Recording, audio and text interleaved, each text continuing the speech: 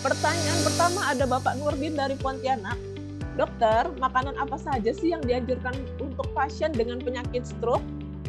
Boleh dijawab Dokter Setio, waktu dan tempat dipersilakan. Siap, terima kasih Bu Nadia. Ini untuk Pak Nurdin ya, Pak Nurdin Pontianak. Betul, Bapak Nurdin dari Pontianak. Alhamdulillah bisa silaturahmi melalui forum di sini, melalui Zoom. Ini pertanyaan yang bagus sekali. Pertanyaan yang bagus ya Pak, apalagi stroke ini sudah jadi penyakit kebanyakan nih Pak ya, Pak Dokter ya. Jadi pilihan saya nanti nggak tahu nih ini yang terpilih atau tidak, tapi paling ini adalah pertanyaan yang cukup bagus karena yang dipertanyakan adalah makanan. Jadi makanan apa yang dianjurkan untuk pasien dengan penyakit stroke? Nah, saya ingin berbalik dulu buat teman-teman Bapak Ibu sekalian, apalagi ingat ya, kita masih pandemik, terus kemudian kita lagi puasa, kita sangat berhubungan banget ini dengan makanan ya. Makanan yang terbaik adalah makanan yang tidak menyebabkan kita sakit. Itu harus dicamkan dulu. Makanan yang terbaik berarti adalah makanan yang mendukung kita untuk berpuasanya sukses. Nah, sekarang bagaimana dengan yang kena stroke nih? Kalau orang kena stroke, berarti makanan sebelum terjadinya stroke itulah yang menyebabkan yang bersangkutan stroke. Tolong menjadi catatan. Jadi riwayat makanan sebelum kejadian stroke itu harus menjadi catatan buat kita semua nih. Dan ternyata makanan yang menyebabkan kita atau seseorang menjadi stroke adalah makanan yang mengandung lemak, adalah makanan yang mengandung kolesterol. Jadi pertanyaan Pak Nurdin di Pontianak ini memang luar biasa.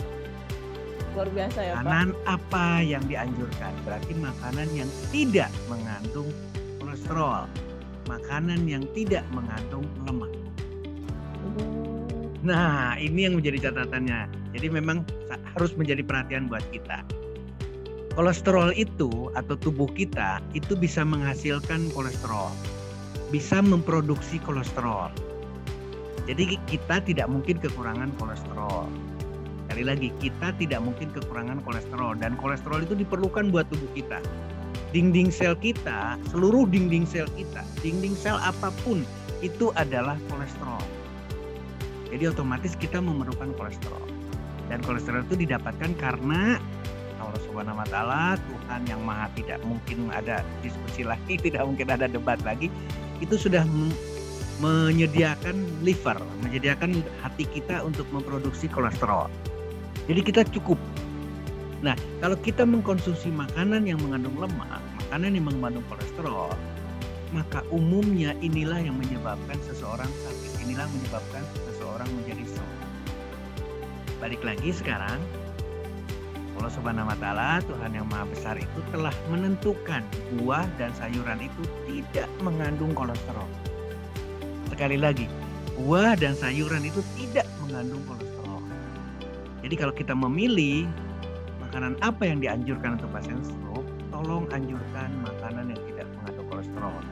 Dan itu adalah perbanyak buah, perbanyak sayuran, bukan yang lain. Ini yang harus dicari catatan. Oh, luar biasa. Demikian. Nah, sekarang kalau balik lagi kita menghadapi puasa. Atau kita sedang berpuasa sekarang meskipun sudah sekian belas hari. Tanamkan lagi makin banyak buah, makin banyak sayur, maka kesuksesan puasa kita jauh lebih istimewa dibandingkan dengan kita masih mengkonsumsi atau kita banyak mengkonsumsi makanan lemak dan kolesterol.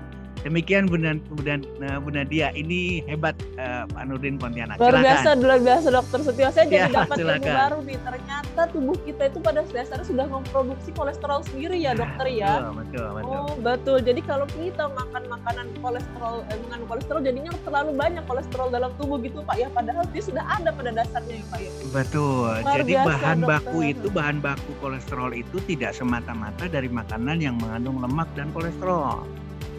Dari makanan yang tidak mengandung kolesterol pun seperti halnya adalah buah dan sayuran, kacang-kacangan seperti halnya kita diajarkan memperbanyak kacang-kacangan dan seterusnya, atau umbi-umbian, itu ternyata tubuh kita bisa memproduksinya sesuai dengan kebutuhan.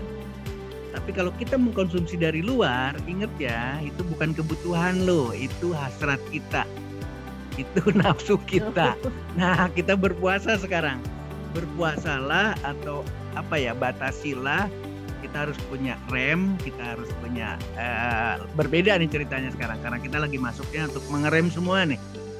Remlah makanan yang banyak mengandung lemak, remlah makanan yang banyak mengandung kolesterol. Demikian Mbak Nadia. Luar biasa, terima kasih dokter, saya jadi nambah ilmu baru nih di Zoom meeting kita kali ini. Bukan cuma Bapak Ibu ternyata yang nambah ilmu, saya juga nambah ilmu. Nah dokter nih, tadi kayak saya penasaran kan katanya kita nggak boleh makan makanan yang kolesterol. Saya sering banget nih denger nih untuk orang-orang yang penyakit stroke, entahlah saya denger atau saya baca gitu ya. Memang katanya benar ya dok, nggak boleh makan makanan bersantan gitu dok? Makanan apa? Yang mengandung santan dok. Oh ini hubungan lagi, ini juga sama aja kan nih pertimbangannya nih. Bagus banget ini berhubungan dengan kesana.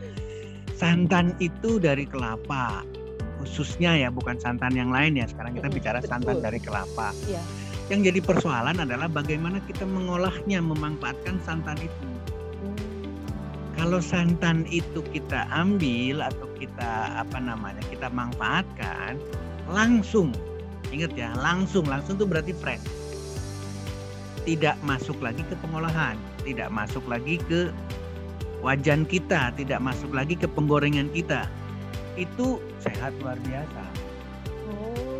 Makanya saya ngasih perumpamaan, ini yang paling sederhana sekali. Ketika kita membuat, tadi saya udah menyinggungkan, makanan sehat adalah kacang-kacangan salah satunya. Kacang hijau lah. Kita membuat bubur kacang hijau. Bubur kacang hijaunya sudah siap, kemudian kita tambahkan dengan air santan, itu boleh saya acungin 2 jempol. Artinya adalah sehat. Demikian juga dengan santannya. Tapi kalau santannya masuk di penggorengan, masuk di wajan kita, dimasak, apalagi dalam tanda kutip nih, ini selalu nih pilihan kita nih. Apalagi santannya itu dimasak dengan makanan yang banyak mengandung lemak, banyak mengandung kolesterol. Maka ceritanya akan berbeda. Santannya sudah berubah menjadi jelek, yang kita konsumsi balik lagi, yang menyebabkan kita akan menjadi stroke. Jadi bukan santannya yang harus kita bicarakan. Yang harus kita bicarakan adalah bagaimana cara memanfaatkannya. Fresh, kalau fresh oke. Tapi kalau dimasak dan dimasak dengan makanan yang mengandung kolesterol, ikan, dijadikan gulai, nah atau apapun judulnya, dan itu adalah makanan mengandung lemak, mengandung kolesterol, maka stroke tidak akan selesai. Ingat ya, di Indonesia itu angka stroke itu tidak turun loh. Ini karena pemahaman yang salah. Penyakit stroke, riset kesehatan dasar 2018 itu tidak turun. Dan itu adalah data resmi dari Kementerian Kesehatan Republik kita. Jadi sekali lagi tolong menjadi catatan, berbasis lemak, berbasis kolesterol, kita harus hati-hati. Terutama adalah pasien-pasien dengan stroke. Nah, bagi kita sekarang lagi puasa, tolong melakukan puasa juga hal yang sama. Berarti kita puasa ingin sehat, puasa mencegah untuk tidak sakit, mencegah untuk terjadinya tidak stroke, maka kalimatnya sama. Perbanyaklah makanan yang tidak mengandung lemak, perbanyaklah makanan yang tidak mengandung kolesterol. Demikian Mbak Nadia Demikian. Terima kasih Dokter Setio. Nah, buat Bapak dan Ibu nih, kesalahpahaman ini harus kita bereskan. Ternyata bukan santannya, tapi makanan olahannya ya Pak ya. Terima kasih Dokter Setio.